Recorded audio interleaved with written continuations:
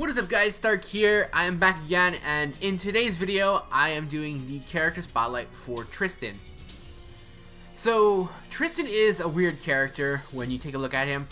On paper he looks like a very boring, dull character, but he's really good. I mean, he's still kind of boring, and on paper it really doesn't look like he can do a whole lot, but he has a lot of usability and he's very good as a support archer. And he can also do some really good damage as well. So he kind of does everything, but he kind of also flies under the radar. So a lot of people probably won't use him because of that. Anyway though, he is a 4-star archer, and at level 80 he will have 11,637 HP and 9,735 attack. This will rank him 65th overall in HP and 56th overall in attack, and I really wonder if they did that on purpose, where his ranks are backwards for his HP and his attack. Probably not, but it is an interesting tidbit there that I noticed. If you do max him out, he will end up with 14,110 HP and 11,787 attack. He has 145 for his star absorption and 8.1% for his star generation, and for his noble phantasm generations on his attack he has 0.58, and on defense he has 3%. So his noble phantasm generation might seem a little bit low, but he does have a very high hit count on all of his cards, so that will more than make up for his slightly low noble phantasm generation for his attack and his star generation.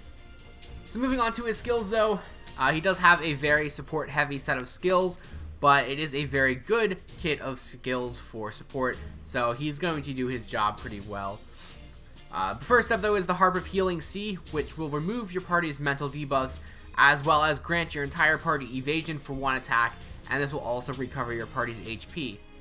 Now the HP is very small, it's only going to be 600 HP at level 10 on a 6-turn charge time, but really that's not what the skill is going to be used for. You're going to mainly be using it for the evasion. Now it is only for 1 attack, but the good thing about this is that it is a team AoE skill, so you could use this on, say, the enemy's noble phantasm turn, and evade that noble phantasm. You're going to be able to use this skill to tank noble phantasms, and that makes his usability very high and is a very good skill because of that.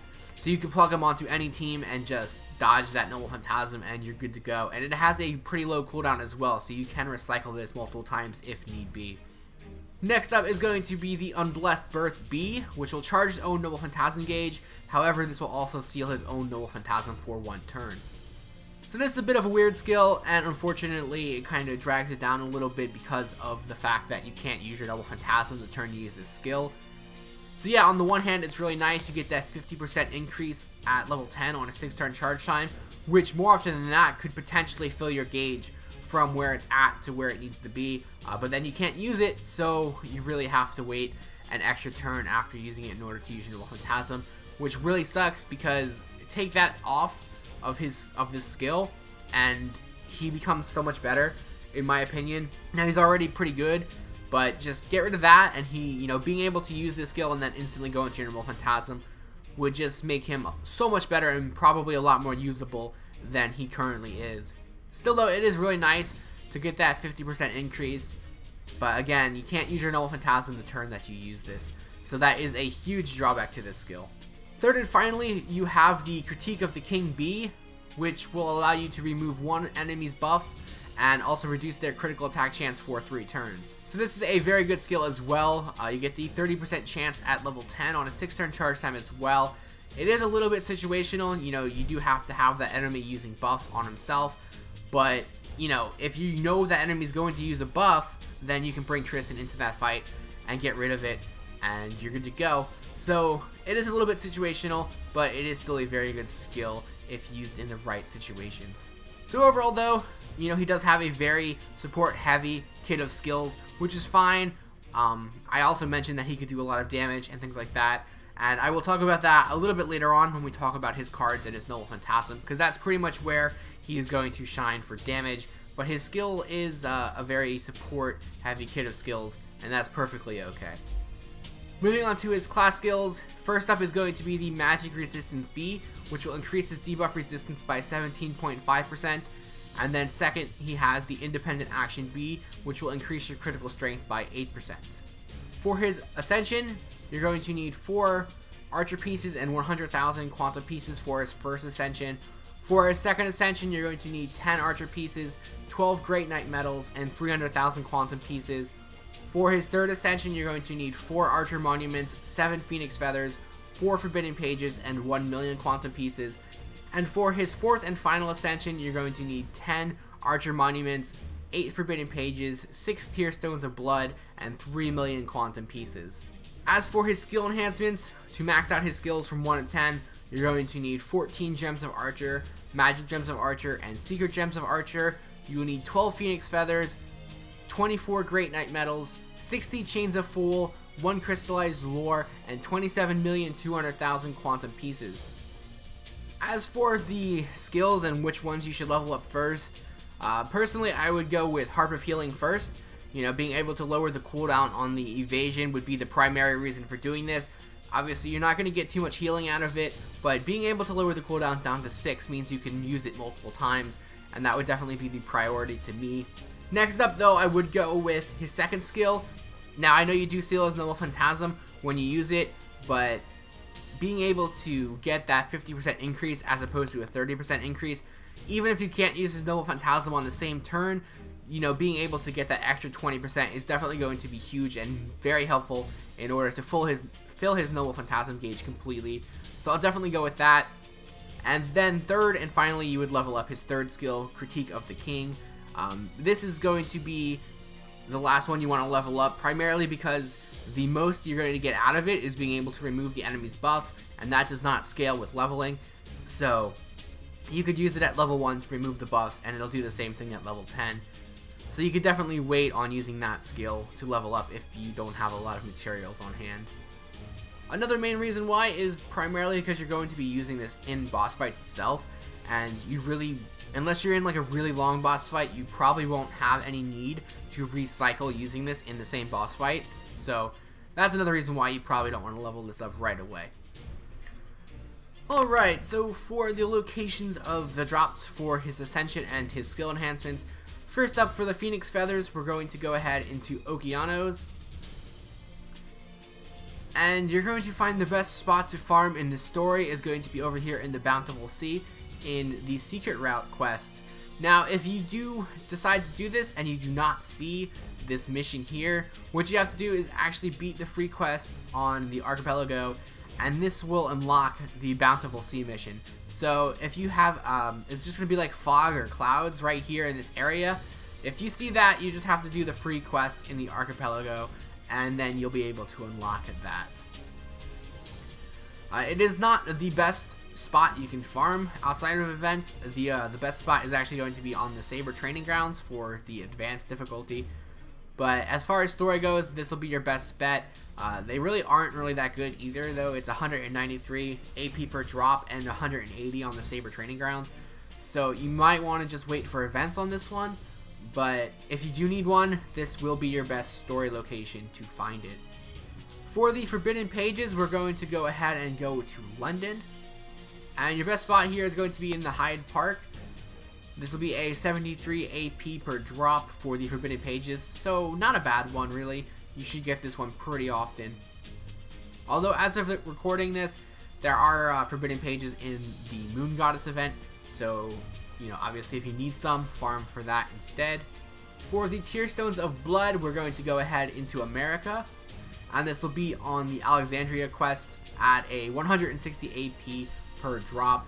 Again, not too good, but this is the best spot available to us to farm. For the Great Knight medals, we're going to Camelot, and this will be in the Royal Castle and the main gate with 57 and 61 AP per drops respectively. And finally, for the Chains of Fool, this is also going to be in Camelot, so I need to go back in there. Going to be in the Wastelands of Death at a 30 AP per drop, so this one should be dropping pretty frequently for you. So there you go, those are the best drop locations for the items needed for Tristan's Ascension and skill enhancements. So now moving on to talk about his command cards and his Noble Phantasm. For his command card deck, he's going to have 2 Quick, 2 Arts, and 1 Buster, and his hit counts on those are going to be 4 on the quick, 3 on the arts, 5 on the buster, and 6 on his extra attack. So he is going to have tons of good hits on all of his cards, which will definitely make you be able to get a lot of critical stars, as well as helping to fill his Noble Phantasm gauge really fast. So this is pretty much what I meant when he could do a whole lot of damage, and he's very viable for damage, and that's because of his command cards and his hit counts. You know, like I said, he's going to be able to get a lot of stars and generate his Noble Phantasm very quickly because of that, and he has a very powerful Noble Phantasm to boot. And this is going to be a quick Noble Phantasm, and this will also deal a lot of damage, as I said. This will also ignore evasion, and on the overcharge, this will reduce the debuff resistance of that enemy for 3 turns. So yeah, this is going to do a ton of damage. It is one of the more powerful single target Noble Phantasms for the Archer class, and this will also get even stronger when it does have an interlude quest that I do not believe is currently available on Global, but it will be coming, and this will make this Noble Phantasm even stronger. When that comes around, definitely do that to maximize the amount of damage that he does. So yeah, he's going to be hitting really hard, and with his command card deck the way it is, you'll be able to get his Noble Phantasm off very quickly, especially with his second skill being able to fill up half of that right off the bat. So now I am going to go ahead and cut out and show you the actual video for the Noble Phantasm. So I will see you guys back here in a couple seconds after that plays.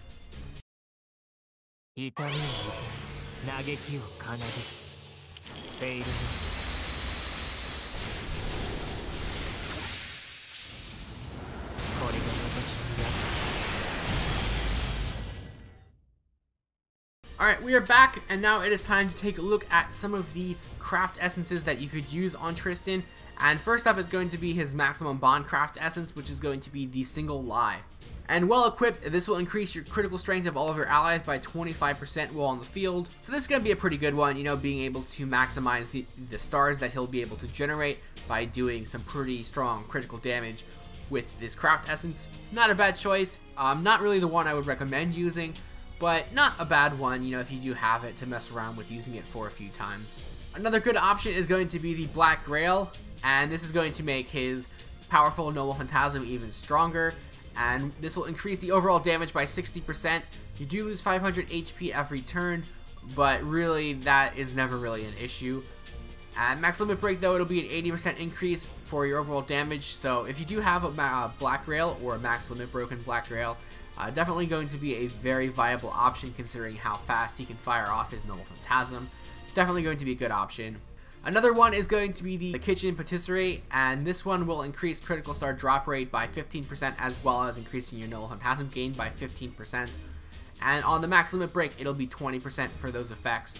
So this basically takes the stats that he's already good at and makes them even stronger and even better. You know, with the increased amount of drop rates for the critical stars and making his Noble Phantasm be generated even faster. So you'll get more stars, you'll be able to fire off more Noble Phantasms. So this one's going to be a very good one overall to use. And then finally we have the Holy Knight sign, which will increase his quick card effectiveness by 8% and his critical damage by 15%. And on the max limit break, this will be 10% for his quick card effectiveness and 20% for his critical damage. So this one will definitely maximize Tristan's damage overall. If he is like your primary damage dealer, you'll be able to get that increase in your quick card and your critical damage. He does have pretty good critical generation and absorption, so he can definitely make good use of crits and stars. So if he is going to be your focal point on your team as far as damage goes, then this one is definitely a viable option to use. So now moving on to some of these servants you can combo Tristan with. And first up, we'll talk about the limited characters. So Merlin is going to be a pretty good option. Now, you're going to be using Merlin for a little bit of a different thing than normal with Merlin.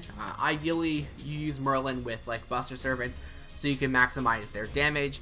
But he's going to be used more in the support role for a combo with Tristan.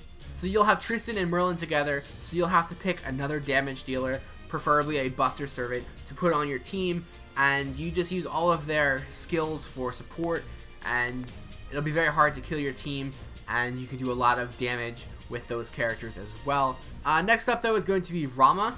So Rama, I feel, is going to be a very good option to combo with Tristan. You know, he does have skills to increase his gather rate and his critical strength, but he doesn't have any sort of skills that will actually generate the stars.